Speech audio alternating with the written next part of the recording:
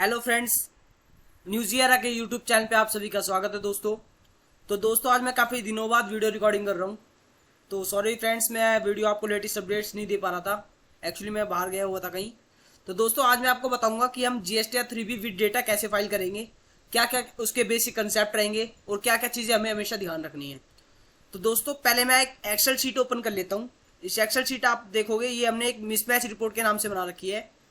ये mismatch report हमने इसलिए बना रखी है ताकि हमारा डेटा, जिसमें मैं आपको दिखा देता हूँ, ये हमारा 21-22 का है, जिसमें हमारा GSTR 1 एज पर क्या रहेगा, GSTR 3B एज पर क्या रहेगा और GSTR टैली।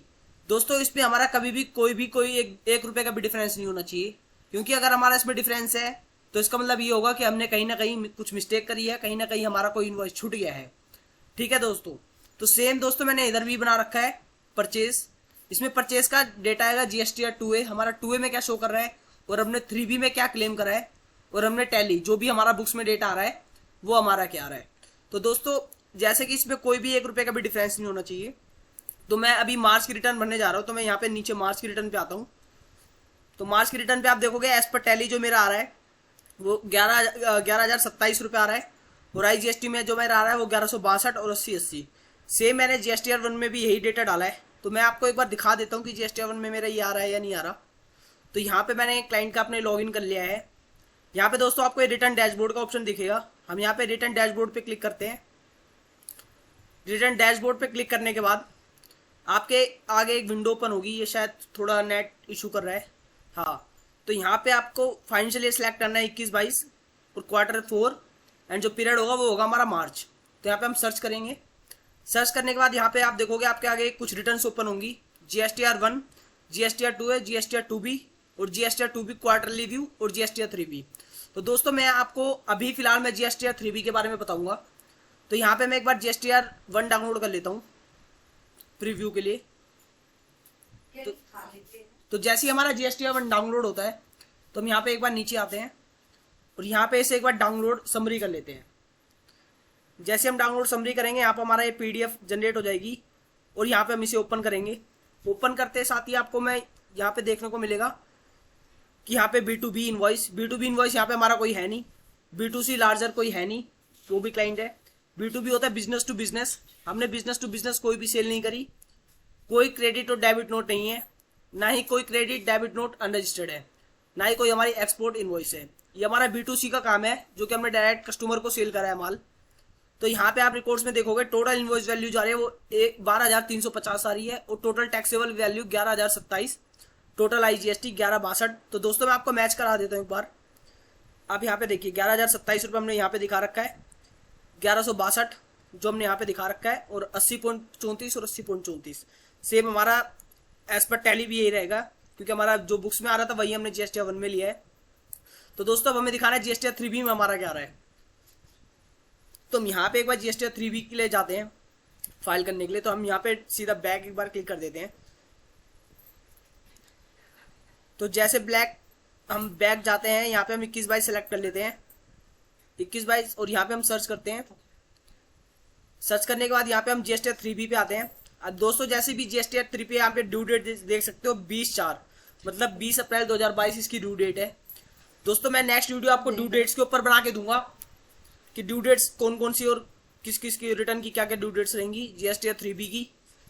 तो हम यहाँ पे GSTR 3B पे आते हैं। 3B पे आते ही हमसे पूछता है do you want to file nil return. Nil return वो रिटर्न होती है जिसमें कोई भी डेटा नहीं रहता। कई क्लाइंट्स कैसे होते हैं जिनका कोई डेटा नहीं होता लेकिन वो फिर भी नील रिटर्न फाइल नहीं करते। उन्हें लगता है कि हमें रिटर्न ही फाइल नहीं करनी। लेकिन अगर आपका कोई भी डेटा नहीं है तो आपको यहाँ पे यस क्लिक करके सीधा नील रिटर्न फाइल करनी है। तो अभी हमारे पास फिलहाल डेटा है, तो यहाँ पे हम नो क्लिक करते हैं और यहाँ पे नेक्स्ट करते हैं, और यहाँ पे एक बार इसे क्लोज कर देते हैं। तो क्लोज करने के बाद देखोगे दोस्तों यहाँ पे हमारा ये ऑटो पॉपुलेटेड डेटा आ रहा है जो कि GSTR 1 से डायरेक्ट उठ के आ रहा है 3.1 जो भी रहेगा। यहाँ पे हम एक बार इसमें एंटर करके दिखाता हूँ मैं आपको 11,027। अब यहाँ पे मैं डाल देता हूँ 11,027, 1162, 1162.56, 80.34, 80.34। तो दोस्तों यहाँ पे आप देखोगे आपका डिफरेंस जो है वो बिल्कुल खत्म हो चुका है। हमारा मतलब जो भी हमने डेटा डाला है वो एकदम ठीक और करेक्ट है। तो हम एक बार फिर यहाँ पर आ जाते हैं। यहाँ पे आपको दिखेगा outward supply, outward taxable supplies other than zero rated nil rated. यहाँ पे मतलब जो भी आपकी टैक्सेबल सप्लाईज रहेगी वो यहाँ पर आएगी। Outward taxable supplies zero rated, जो भी आपकी जीरो रेटेड की रहेगी। अदर आउटवर्ड सप्लाईज जो भी आपकी नील रेटेड या एग्जेम्प्टेड रहेगी। इनवर्ड सप्लाईज जिसपे हम भी रिवर्स चार्ज हमें पे करना है वो डेटा यहाँ पर आएगा। नॉन जीएसटी आउटवर्ड सप्लाईज उसका डेटा यहाँ पर आएगा, जिसपे कोई जीएसटी नहीं है, सिर्फ टैक्सेबल है। तो यहाँ पे हम इसे एक बार कंफर्म कर देते हैं, हमारा डेटा एकदम ठीक है। तो यहाँ पे आता है इंटर स्टेट सप्लाई, जो भी हमने किसी दूसरे स्टेट में सप्लाई करी है वो यहाँ पर आ जाती है, वो यहाँ पर आएगा। मतलब स्टेट टू स्टेट को छोड़कर अदर स्टेट को, मतलब जैसे दिल्ली टू हरियाणा, दिल्ली टू गुजरात, अगर दिल्ली टू दिल्ली रहेगा तो वो डेटा यहाँ पर नहीं आएगा। और ऐसे रहेगा यहाँ पे एलिजिबल आईटीसी। आईटीसी मीन्स जो भी हमने ड्यूरिंग द मंथ या ड्यूरिंग द ईयर परचेज करा है वो डेटा यहाँ पर आएगा। इंपोर्ट ऑफ गुड्स का सेम आपको यहाँ पे आईजीएसटी दिख रहा है, वो आएगा। Import of services same. Input supplies liable to reverse charge, जिसके अगेंस्ट भी हमने रिवर्स चार्ज पे करा है वो डेटा यहाँ पर आएगा। इनवर्ड सप्लाईज फ्रॉम आईएसडी वो यहाँ पर आएगा। ऑल अदर आईटीसी, हमारा ऑल अदर आईटीसी में आता है। तो यहाँ पे हमने यहाँ पे जो हमारा आईटीसी आ रहा है वो 2583 आ रहा है। 2523 में एक बार यहाँ पे सॉरी मैं यहाँ पे 2523 एक बार यहाँ पे डाल देता हूँ मैं अपना 3B में, और यहाँ पे CGST का डाल देता हूँ 14.13। तो दोस्तों ये मेरा डायरेक्ट 2A और 2B से उठकर आ रहा है। तो यहाँ पे अगर मैं आपको दिखाना चाहूँ तो मैं आपको मैच करा सकता हूँ। तो एक बार मैं इसे सेव कर देता हूँ रिटर्न्स को। ठीक है दोस्तों, तो ये मेरा एलिजिबल आईटीसी हो जाती है। यहाँ पे हमारा सेल का डेटा आता है, यहाँ पे हमारा इंटरस्टेट आता है, और यहाँ पे हमारा एलिजिबल आईटीसी का आता है। और यहाँ पर हमारा कोई भी इंटरेस्ट या लेट फी बनती है वो हमारा डेटा यहाँ आता है। और एग्जाम नील और नॉन जीएसटी इनवर्ड सप्लाईज वो यहाँ पर आती हैं। तो यहाँ पे मैं आपको दिखा देता हूँ इंटरस्टेट सप्लाईज जो भी आपकी रहेगी, इंटरस्टेट सप्लाईज नॉन जीएसटी जिसे बोलते हैं हम, इसे कंफर्म कर देते हैं। यहाँ पे हमारा कोई है नहीं। तो यहाँ पे दोस्तों हम कंटिन्यू करते हैं, और हमने यहाँ पे सब कुछ ओके है। तो मैं आपको एक बार सेव जीएसटी 3B कर देता हूँ। यहाँ पर आपको सेव जीएसटी 3B करके यहाँ पे दिखाता है सेव रिक्वेस्ट रिसीव्ड। अब यहाँ पे हमारी रिक्वेस्ट सेव हो चुकी है। अब यहाँ पे जाकर हमें प्रोसीड टू पेमेंट करना है। जो भी हमारी एडजस्टमेंट रहेगी, हमारा टैक्स बन रहा है नहीं बन रहा वो यहाँ पे हमारा शो कर जाएगा। हमारा यहाँ पे कोई टैक्स नहीं बन रहा, क्योंकि हमारा, मैं आपको टैक्स की कैलकुलेशन भी करके दिखाऊंगा कि हम कैसे टैक्स की कैलकुलेशन करते हैं। फिलहाल यहाँ पर मैं वीडियो लंबी हो जाएगी। तो दोस्तों यहाँ पे हमारा जैसे कि कोई टैक्स बन नहीं रहा, तो यहाँ पे आप देख सकते हैं additional cash required, no cash required. तो यहाँ पे make payment post credit to ledger कर देते हैं कि क्रेडिट लेजर से एडजस्ट हो जाएगा जो भी आएगा। तो हम यहाँ पे इसे येस कर देते हैं। तो यहाँ पे दिखाता है ऑफसेट सक्सेसफुली, हमारा सारा ऑफसेट हो चुका है। तो यहाँ पे हम आगे प्रोसीड टू फाइल करते हैं। प्रोसीड टू फाइल पे यहाँ पे हम क्लिक करना है हमें, और यहाँ पे हम अपने क्लाइंट का जो भी नाम रहेगा, यहाँ पे कुछ मोड्स आते हैं। हम यहाँ पे प्रीव्यू भी कर सकते हैं, ड्राफ्ट एक बार। तो फाइल जीएसटी 3B करना है। EBC मोबाइल पे आपके SMS आएगा, या फिर मेल पे आपका OTP आएगा, या DSC डिजिटल सिग्नेचर से करना है। तो यहाँ पे हमें अभी EBC से करना है फिलहाल। तो ये OTP आएगा। मैं एक बार मेल ID ओपन कर लेता हूँ अपनी। तो दोस्तों आपके पास कोई, अगर आप रिटर्न फाइल कर रहे हैं तो आपके पास OTP जरूर आया होगा, या फिर आपको क्लाइंट से लेना पड़ेगा। तो मैं यहाँ पे एक बार अपने OTP को कॉपी कर लेता हूँ, और यहाँ पे मैं एक बार इसे पेस्ट कर देता हूँ। तो दोस्तों आप देख सकते हो जैसे कि हमारी ये रिटर्न जो है वो फाइल हो चुकी है सक्सेसफुली। और यहाँ पे एक बार रिटर्न फाइल करने के बाद मैं यहाँ पे डाउनलोड करके दिखाता हूँ, डाउनलोड फाइल GST 3B। और ये हमारी डाउनलोड हो चुकी है। और मैं एक बार इसे ओपन करता हूँ, सो दैट जिससे कि आपको बेटर समझ में आएगी।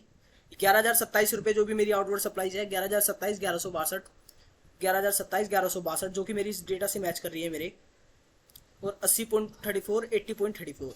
ठीक है दोस्तों, तो यहाँ पे से मेरा यही रहेगा 2523, 2523, 14.33, 14.13।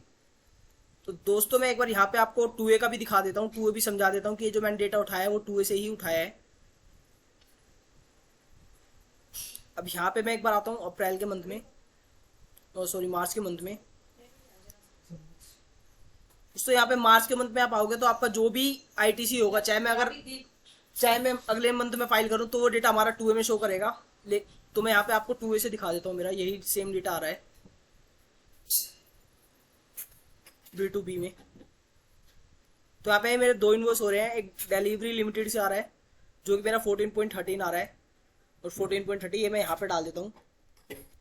अब देख सकते हैं दोस्तों यहाँ पे हमारा जो डिफरेंस था 2A - 3B का वो क्लियर हो चुका है। ये दोस्तों हमें मिसमैच रिटर्न जरूर बनानी पड़ती है, जरूर तो नहीं, मतलब जिसका मन है वो बना सकता है, सो दैट उसकी कोई भी मिसमैच ना रहे GST के अंदर। और जिनको भी अपनी GSTN 9 और 9C फाइल करनी पड़ती है। GSTN 9 की जो टर्नओवर होती है वो 2 करोड़, जिनकी भी टर्नओवर थ्रेशोल्ड लिमिट 2 करोड़ से क्रॉस कर जाती है, उन्हें अपनी GSTN 9 फाइल करना मैंडेटरी होता है। वो GSTN 9C जो होता है वो ऑडिट होती है GST के अंदर, जिसकी लिमिट जो है वो 5 करोड़ से रुपीज है, 5 CR। अगर 5 CR से आपकी टर्नओवर क्रॉस हो जाती है तो आपको GST में ऑडिट करना मैंडेटरी है। दोस्तों यहाँ पे आप देख सकते हो मेरा डिफरेंस जो है वो क्लोज हो गया है। तो मतलब मेरा 2 और 3 भी एकदम ठीक है, और मेरा जो डेटा था वो क्लाइंट का वो भी सेम यही था। तो मैं यहाँ पे डाल देता हूँ 14.9। तो दोस्तों यहाँ पे देख सकते हो मेरा डिफरेंस कोई भी नहीं है, मतलब जो भी मैंने डेटा डाला है वो सबका सब ओके है, मेरा कोई डिफरेंस नहीं आ रहा। तो आई होप दोस्तों ये वीडियो आपके लिए सक्सेसफुल रही होगी और आपको काफ़ी अच्छे से समझ में भी आया होगा। तो दोस्तों उम्मीद करता हूँ आप मेरे चैनल पे बने रहेंगे, लाइक सब्सक्राइब एंड शेयर जरूर करेंगे।